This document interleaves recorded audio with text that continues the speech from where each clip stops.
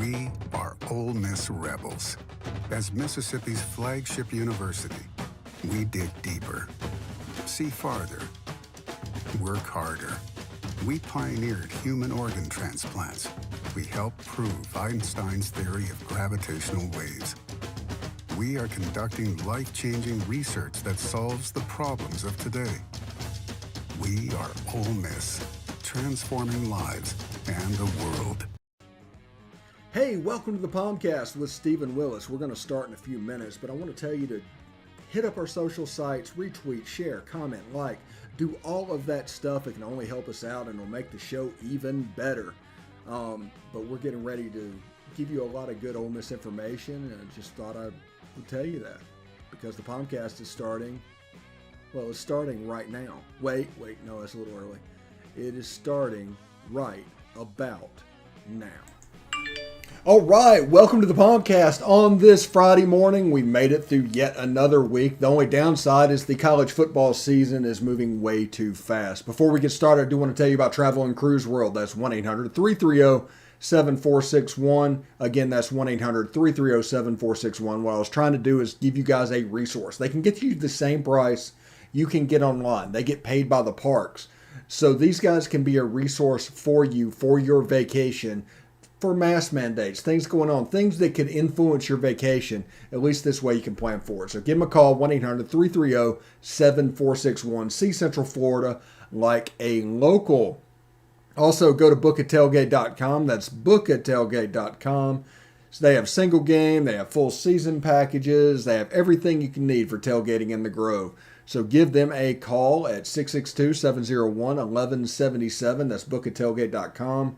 They can hook you up. Also, if you want to watch the show, you can catch us on Twitter at The Stephen Willis or at Ole Positively. You can catch us on Facebook at facebook.com/POMcast, POMcast. You can catch us on YouTube at Positively Ole Miss. Be sure to subscribe and hit the bell. You'll not only know that we're streaming, you'll know what we're streaming about. And they're by far the superior notification system, so do that. And also you can catch us on Twitch at Positively Ole Miss, all lowercase, all one word. If you're interested in echoing the show, you can let me know. We'll send it out to you. We have stuff like the Tide Talk podcast is echoing, Biscuits and SEC, Believe in Georgia podcast. They're putting it on their social platforms as well, so we're growing our audience. Also, you can catch our podcast at the places below. Just search Positively Ole Miss and leave a 5-star review. If you do that, you'll be able to catch the show and the audio version that we're doing. So, yeah. So today we're going to put the finishing touches on Auburn a little bit, and, you know, we might think of that game. I will tell you exactly why I think the Sun Belt has one expansion in this round, and we'll do a little around the SEC at the end of the show, mainly the Kentucky State game, a little bit of Ole Miss, Auburn, things like that. So before we get started, I do want to tell you the uniform for the game this weekend. Ole Miss will be in their powder blue helmets, white jerseys, white pants, powder blue gloves, and accessories on the field in Auburn. So it's going to be a good-looking game. There's rumors out there that Auburn is going to wear orange face masks. I'm interested to see that. They haven't worn those, I don't think, since the Bo Jackson era. So big orange face mask and everything's going on. So we'll see what that looks like. But that's powder blue helmets, white jerseys, white pants for Ole Miss, and also powder blue accessories. So that is going on for them. We'll give you some lines later on in the show about Ole Miss and Auburn, where they stand up. Actually, we'll just go ahead and bring that up now. We'll go ahead and do that now. Ole Miss and Auburn, you can get the game somewhere between 2.5 and 3 points. I got the Mississippi State one up there. We're going to do this again in segment 3 because I want to talk about that, because that's a line that doesn't make sense to me. There's a lot of lines that make sense. That one does not make sense. But you can get Auburn 2.5, 3 points. I was expecting it to get up to like 5 and then come back down today. So if it stopped there and it comes back down again, this thing could be looking at like a 1.5 by kickoff. So that's very interesting to me. So Auburn's coming in, and I'm expecting this game. If you watched SEC After Dark, you heard my pick 'em. If you watched the interview with Zach Blackerby, you heard my prediction. I predict Ole Miss by about 3 in this game, like a 31-28 game. Now, if Ole Miss's defense shows up like it did against LSU, this game's over. Auburn does not have a chance in this game. But out of 7 games this year, they showed up like that once, or maybe twice if you count the Louisville game. So it comes down to whether or not you trust them to be able to replicate it. But if it's there and that happens, just know that is what's going on. The game will look a whole lot like the second and third quarter of the LSU game.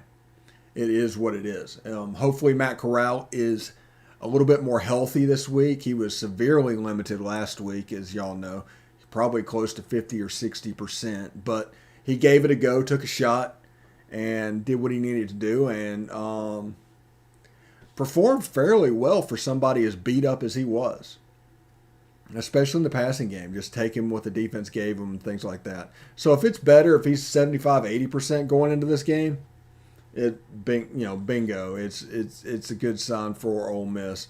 Jerry and Ely coming back into form, and looking forward to seeing how he progresses that. Which will be the linebacker that stands out? Which style of back will give the defense trouble? Because that's what's happening. Everybody's wondering why everybody steps up. No, it's just a certain type of back that hurts the particular defense you're going at. You got the power guy and Snoop Connor. You've got the speed guy and Jerry and Ely.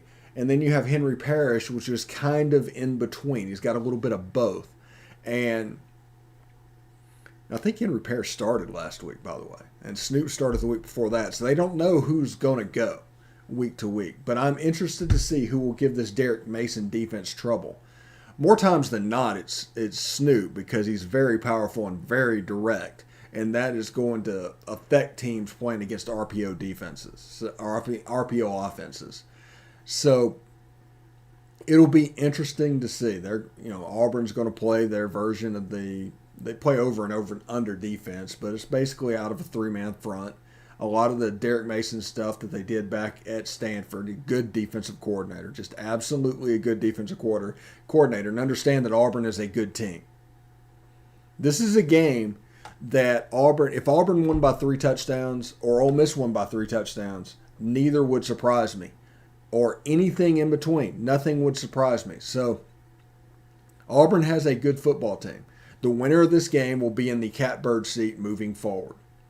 Ole Miss comes out of Jordan-Hare Stadium 7-1. They have really A&M left on their schedule. They have a chance at 11-1 at that point. A really good chance at 11-1. They'll probably be favored in the rest of the games this season. So keep that under your hat. Ole Miss has never had a regular season when they won 11 games. But they have to get through tonight first. Tonight is the first step.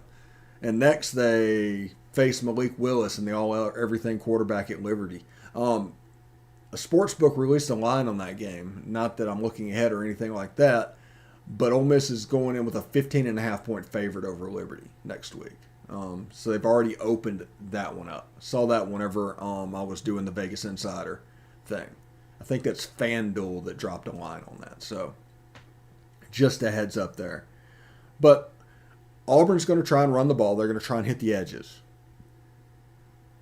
Jake Springer and Tysheem Johnson are going to have to play a great game. Going to have to account for the tight ends. They use the tight ends a lot. They moved J.J. Pegues to nose guard. That's interesting. I think you would probably hit him up for the transfer portal after this season. I can't imagine he would want to stay there, as athletic and as big as he is. But it is what it is. And they're going to try and run Tank Bigsby and Jarquez Hunter at the edges. Auburn's had trouble running the ball against SEC teams for whatever reason. And I think it's just because of that offensive line. They had a problem with recruiting over time with Gus Malzahn. It just got worse and worse and worse from 2013 on. And you can just see the deterioration of what's going on. But it's not a very good offensive line. So Sam Williams and Cedric Johnson could hunt a little bit. Katie Hill is doing a great job of attracting double teams. That frees up Chance Campbell to play ball. If Bo Nix escapes the target, he's going to be the linebacker that is going to jet into position. They're going to do some zone read stuff. The offense for Auburn is going to look a lot like it did against Arkansas.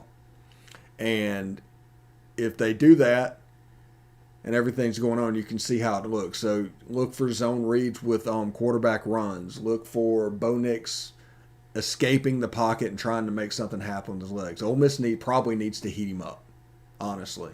They need to heat him up. Jake Springer and Otis Reese on opposite sides just take turns going, both of them at the quarterback. You never know which one's coming. Send the middle linebacker at times. All of a sudden you have 6 and they have 5 blocking, and just heat him up. Because traditionally, if you do that,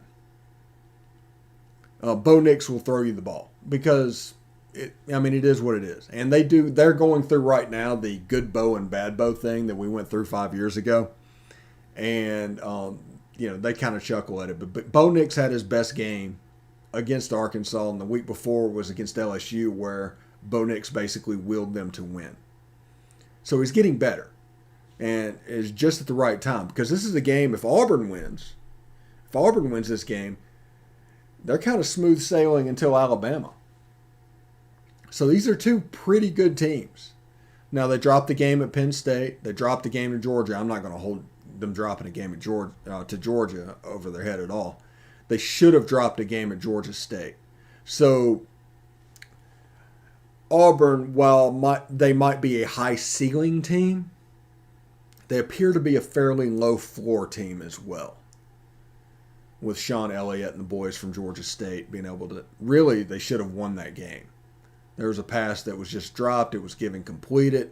Auburn hurried up before they could review it, ran another play, got going, ended up winning the game by 10 points, but it was all because of that catch. It all comes down to that catch. Auburn just has, for whatever reason, just a golden horseshoe up their butt. For whatever reason. Like last year, last year was a game in Oxford they should not have won. Period. Just weird stuff happens when you play Auburn. So the most important thing for Ole Miss is poise in the noise. Place is going to be raucous. Number 10 is going into their area, and that's going to elevate the crowd just pretty consistently. And you need to withstand that early barrage that Auburn's going to throw at you. If you get out of the first quarter and it's a 7-7 game or a 7-3 game or something like that, and it just turns into a normal football game, you're in good position. But withstand that early barrage, because it's going to come. Auburn's going to hit you with their script, and you saw that against LSU last week. The script's always pretty good. It's always stuff that's going to work against the defense and things like that. So, understand that, work on that, and get through that. And once you get through that, you can just, it starts a regular game, and you start the in-game stuff, and Lane is just spectacular at in-game adjustments and what's going on. So that's probably the final touches on the Auburn game. Like I said, I predict Ole Miss to win by like 2 or 3 points, which Auburn's favored by 2 points. So this would be a cover for Ole Miss. And sorry about the noise. Archie's going crazy in the other room. There's obviously somebody dropping something off at the front door.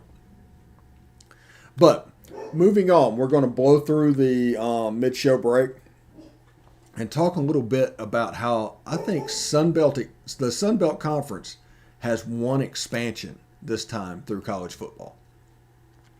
And this all started when Texas and Oklahoma moved to the SEC back at the very beginning. Smart move. Unbelievably smart move. The SEC, clear winner in this as well. But the top dog might be the Sun Belt. And as this got down, like the American, I think 4 teams went to the Big 12 to replace Texas and Oklahoma. And they were Houston, Central Florida, Cincinnati, and BYU. I mean, good teams. I mean, they're legit good teams, and they're fine. They're probably not. The Big 12's not replacing what they lost by bringing them in, but a good team. And there's also rumors of a second expansion, like they were going to do the Big 12 in 2 tiers and eventually get up to 16. So the Big 12 did an adequate job of reformulating what they are. And once they get up to 16, the rumored teams to get to 16 is USF, Memphis, SMU, and Colorado State or something like that, or Boise State or something. One of those teams for the second round of expansion. So the thing that caused is the American to have to restock as well. And the problem started getting, it's like, how will the American do that? And the American basically raided Conference USA and took like UAB and FAU and North Texas and Rice, and, similar to that. And Conference USA was like, okay. But it became clear that the American was concentrating on markets.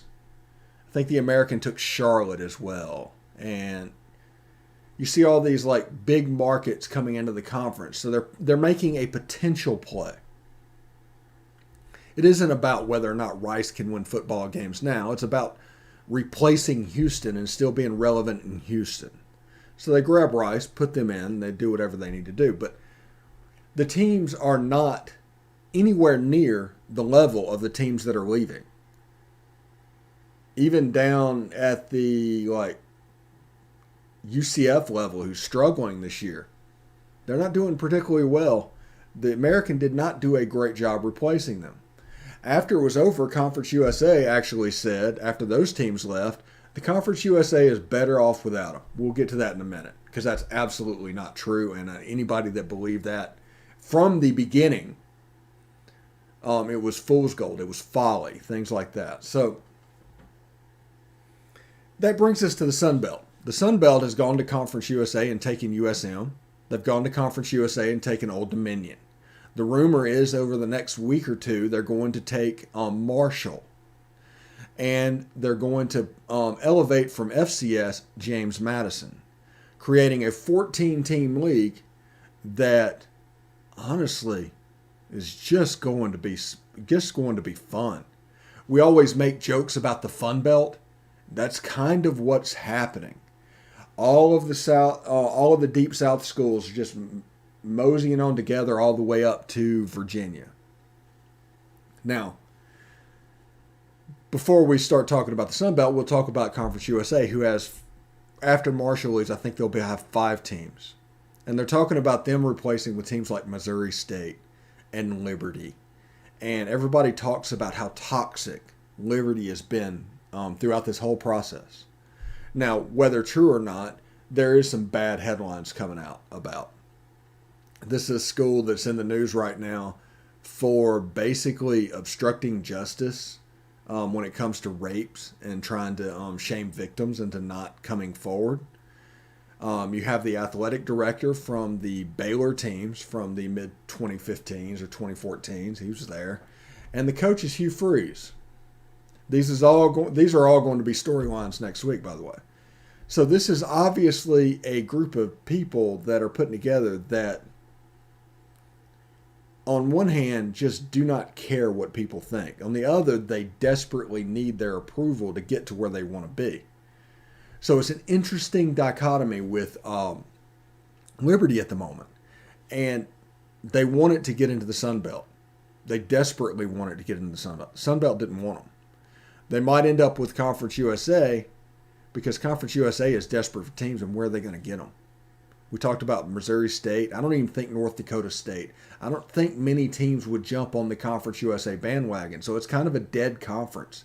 Now, I feel bad for the Louisiana Techs, the FIUs, the Middle Tennessees, the Western Kentuckys that left the Sun Belt for what they thought was going to be an improvement, and then the Sun Belt just accelerated past them. And through expansion and everything, they were just absolutely gutted.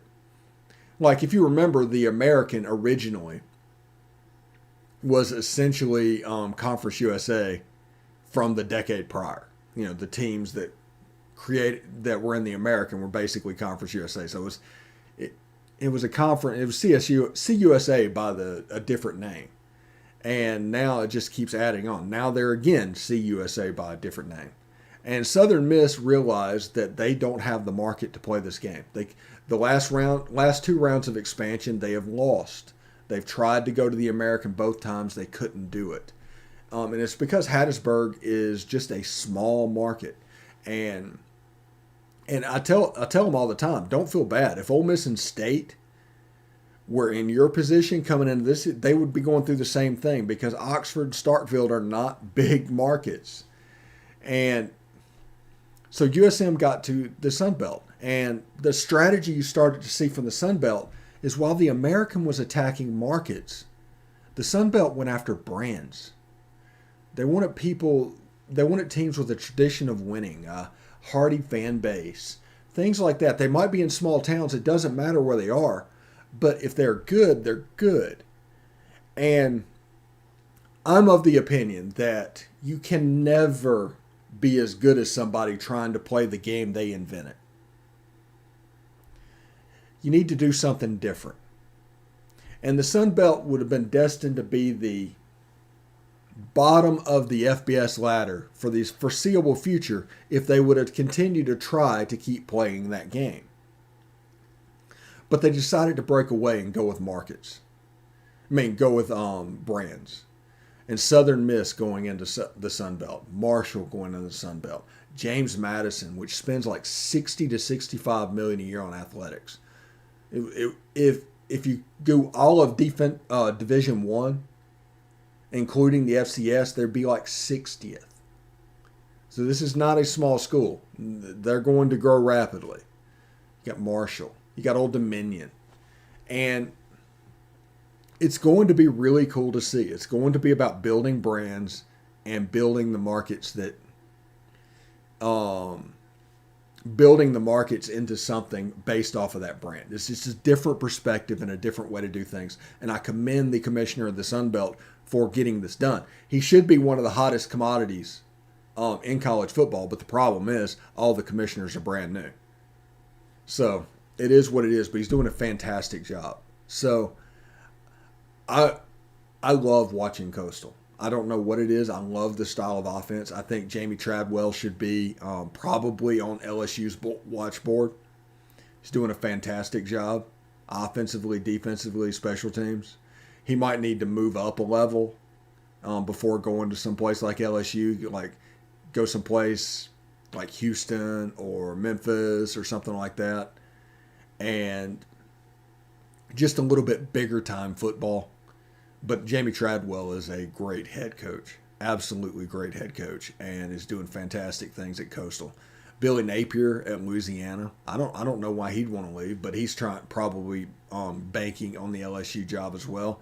The problem he has is that will LSU have the ego to hire the Louisiana head coach? I mean, it's a simple proposition, but it is what it is. And you know, you have Butch Jones at Arkansas State. You've got Chip Lindsey at Troy. You've got, I think, Jake Spavital at Texas State. Kane Womack's at USA. Don't know who's at Georgia Southern. I think they just fired their coach. Don't know who's at, and it's just all interesting. It's nice brands. It's nice personalities. You got Chadwell with the mullet on the sideline. It's just really good for that conference. And they just attacked this in a different way and did this absolutely the right way. And because of that, they have a chance to be the top G5 conference. Seriously.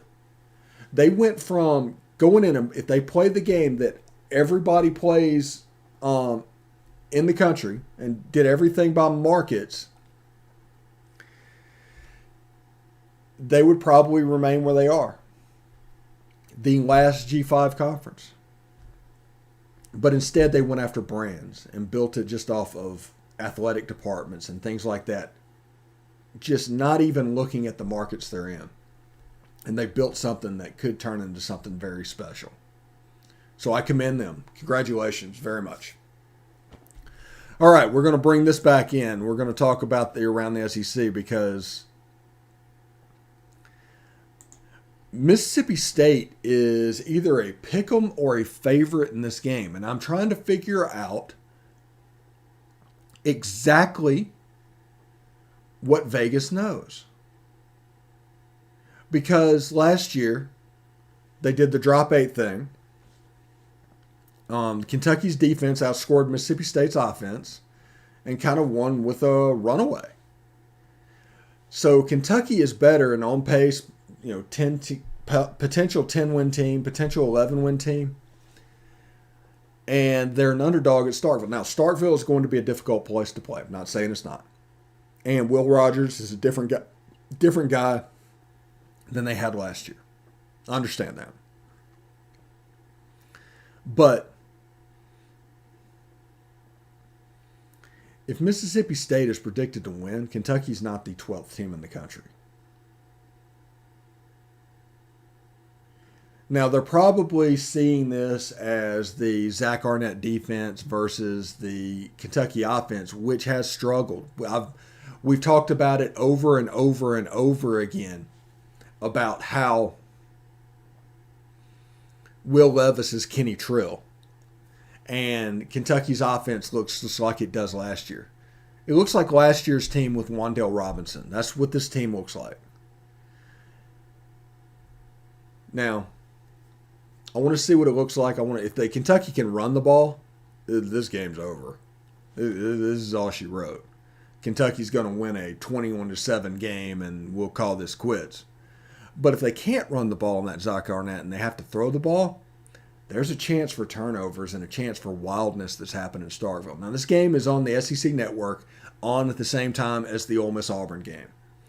So it's an interesting TV2 option. But, I assume that everybody is going to watch the Ole Miss Auburn game. So that is that. I want to say to everybody, I'm going to give you a couple minutes back. Tonight, Biscuits and SEC's Week 9 preview. The Hammer drops back to talk about all his good stuff. Now, there's only 4 games this week and only 3 teams from the SEC West, but it is what it is. Watch it, enjoy it, the games. You have Kentucky and State and Ole Miss versus Auburn, both of which should be really good games. So I'm looking forward to seeing both of those and hope everybody is as well. So I want to say good luck to everybody who's playing this weekend. Good luck to everybody that's going to the game. Be safe. And I hope everybody has a good time this weekend. Remember, our review show will be Sunday. It always is. But for now, we are signing off. Anyway, hotty toddy.